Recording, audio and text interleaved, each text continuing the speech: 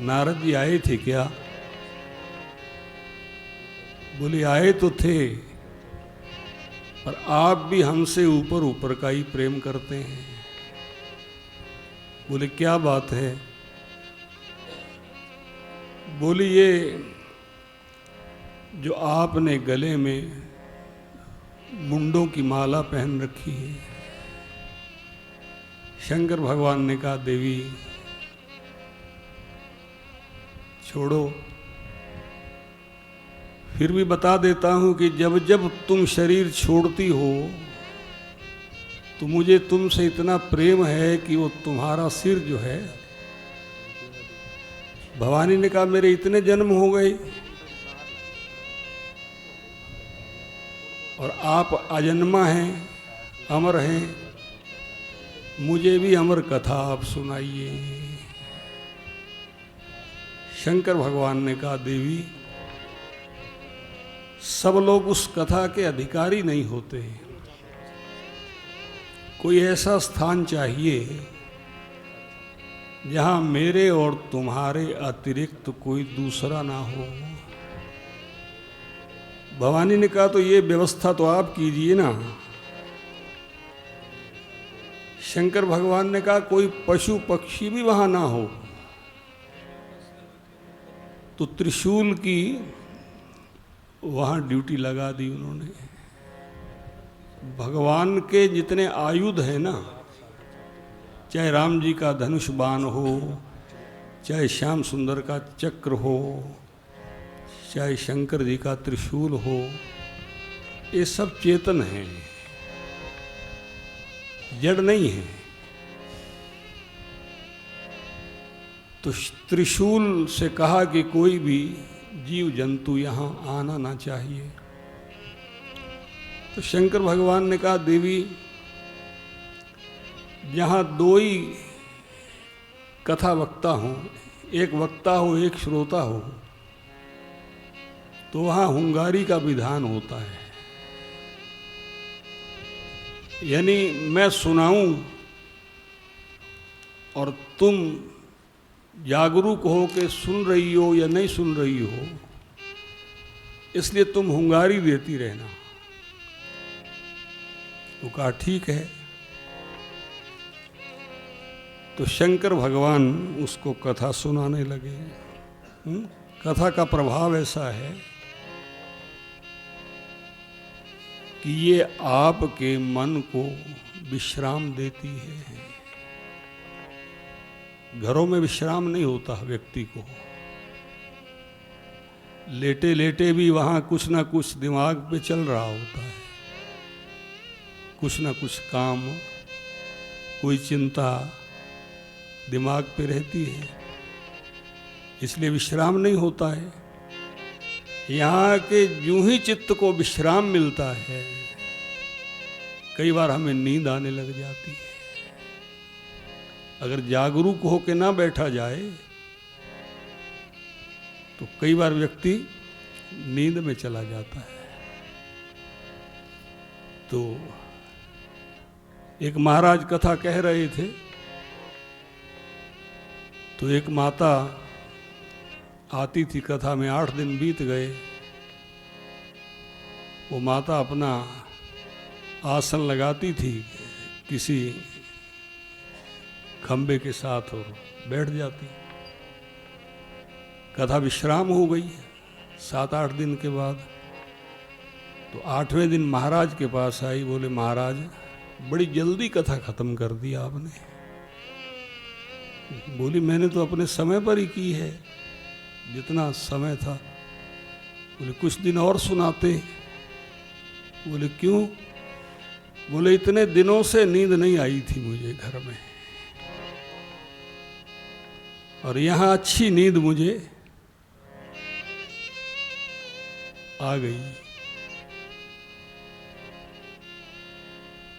तो भगवान शंकर सुना रहे थे। देखो अब रस से भरी कथा है, और शंकर जी जैसा वक्ता हो तो भवानी की आंख लग गई।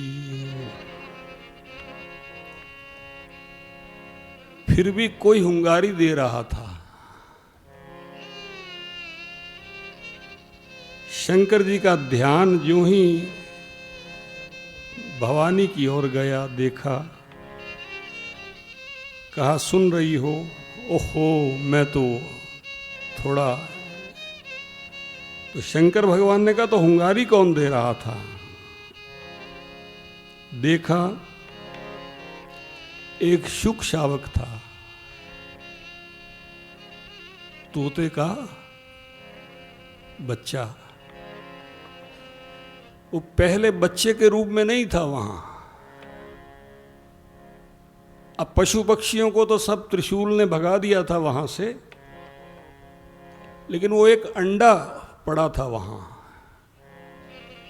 और इस अमर कथा के प्रभाव से अंडे में से वो शावक निकल आया। और एक बात यहां समझ लेना जरूरी है, ये सामान्य लोगों की कथा नहीं है। देखो, ये उन अलौकिक महापुरुषों की कथा है जहां हमारी बुद्धि नहीं पहुंच पाती। इसलिए शंकर भगवान ने कहा, यूं ही शंकर जी ने देखा कि शुक शावक ये बैठा कथा सुन रहा है, त्रिशूल उठा लिया। अब वो शुक शावक उड़ा वहां से और सीधा व्यास जी के आश्रम में गया। कल व्यास जी की कथा सुनाई थी आपको। सरस्वती नदी के किनारे उनका आश्रम है, श्यामप्रास। तो सुबह सुबह व्यास जी की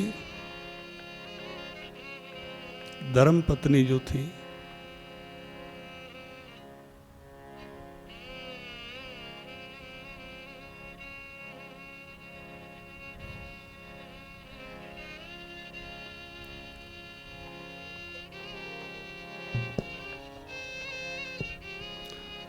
बोलिए भक्तवत्सल भगवान की। व्यास जी की धर्मपत्नी जम्हाई ले रही थी, मुख खोला था उसने, और वो शुक शावक उनके मुख में प्रवेश करके उदर में स्थित हो गया।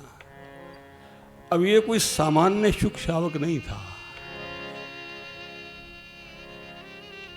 ये कौन था? पीछे पीछे भगवान शंकर आ गए।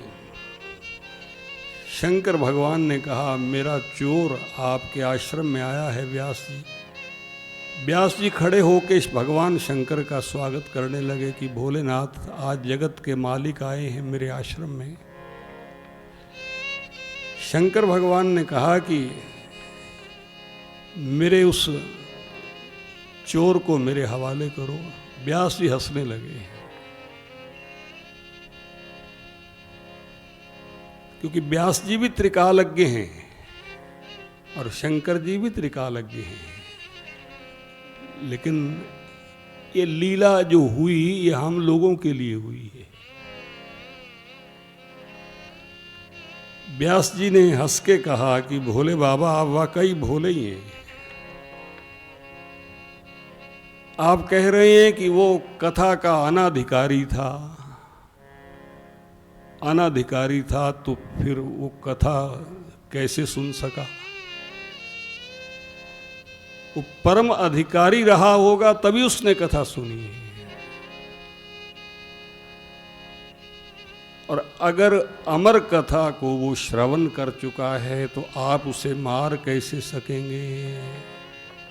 फिर तो आपकी उस कथा की महिमा ही समाप्त हो जाएगी।